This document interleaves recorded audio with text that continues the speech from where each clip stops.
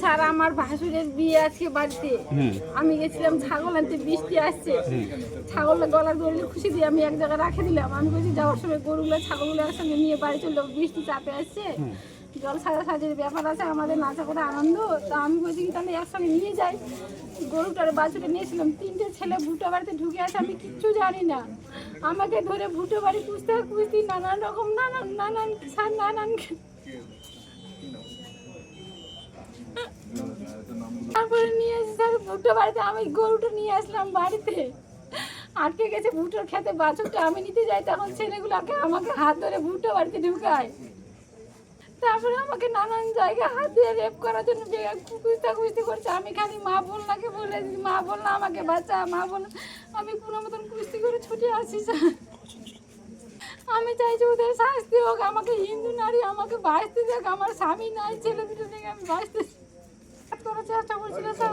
এখানে ওখানে হাত দিয়ে আমার গলায় হাত দিয়ে, এখানে গালে কাপড় দিয়ে মেয়েটাকে মার, তোর মাকে মার, সারা গালায় ধর, টিপে ধর, কে বলছে বুকে চর, দমকাস, নানান রকম নানান কথা বলছে স্যার। আমি পূর্ব অনন্তপুর থেকে এসেছি, সালাডাঙ্গা অঞ্চল।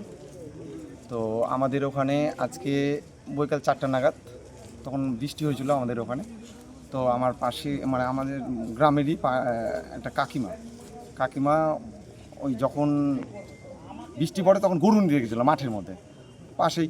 এবার গরু নিতে গিয়ে তিনটে ছেলে জোর করে কাকিমাকে ধরেছিল।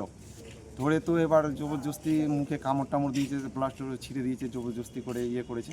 তারপর কাকিমা ছুটে চলে এসছে। আসার পর জোর করে এসে আমাদেরকে বলেছে, একজনকে সঙ্গে সঙ্গে ধরেছিলাম আর 2জন পালিয়ে গেছিলো। পালিয়ে গিয়ে তারপর বাড়ি থেকে একজনকে তুলে এনে তারপর পুলিশের হাতে দিয়ে দেওয়া হয়েছে 2জনকে, আর একজনকে পাওয়া হয়নি। আমাদের সালাইডাঙ্গা অঞ্চলে মোটামুটি পরপর 3বার এরকম ঘটনা হয়ে গেল। আমাদের গ্রাম বলবো না, আমাদের সালাইডাঙ্গা অঞ্চলের মানে মা বোনরা বের হতে পারছে না বাড়ি থেকে, এরকম অবস্থা। তো তার জন্য আমরা সুবিচার চাইছি প্রশাসনের কাছ থেকে।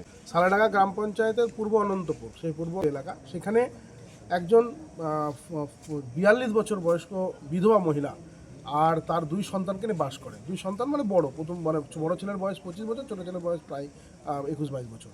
তারা বাস করে ওখানে দীর্ঘদিন ধরে, এবং তারা জাতিতে রাজবংশী, এবং তারা মূলত চাষবাস এবং মানুষের বিভিন্ন কাজকর্ম করেই আর রুজি রোজগার করে। আজকে হঠাৎ করে গাজলে বৃষ্টি এবং একটু মেঘলা আবহাওয়া তৈরি হয়। হঠাৎ করে তার গরু বাঁধা, যেগুলো গবাদি পশু বাঁধা ছিল, সেগুলোকে আনতে যাওয়ার জন্য তিনি একাই চলে যায়, এবং এরা রোজই করে, এটা মানে প্রথম ঘটনায় করে।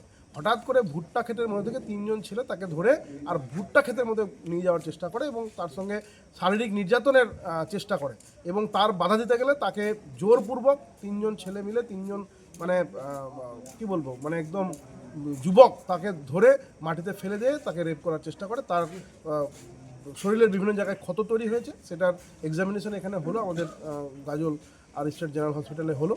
আর আমরা সেই জন্যই এসেছি, এবং সেখানে ওনার যে বক্তব্য তাতে কিন্তু মর্মান্তিক একটা ঘটনা। কারণ উনি মহিলা, আর যিনি বিধবা, 2 সন্তান নিয়ে বাস করে, তার উপরে এইরকম একটা পাশবিক অত্যাচারের চেষ্টা, এবং আমরা তো সেটাকে রেপ করার চেষ্টা বলেই আমরা অনুমান করছি, এবং এখানে যে স্টেট জেনারেল হসপিটালের যে প্রেসক্রিপশন তাতেও তাই উল্লেখ করা আছে। তো সেই জন্য আমরা এর প্রতিকার চাই। এটার প্রতিকার যতক্ষণ পর্যন্ত না হবে ততক্ষণ পর্যন্ত কিন্তু আমরা আগামী দিনে পরিকল্পনা করে বড় ধরনের একটা পদক্ষেপ নেব, যাতে করে এই মা, এই মহিলা আর তার ন্যায্য বিচার পায়।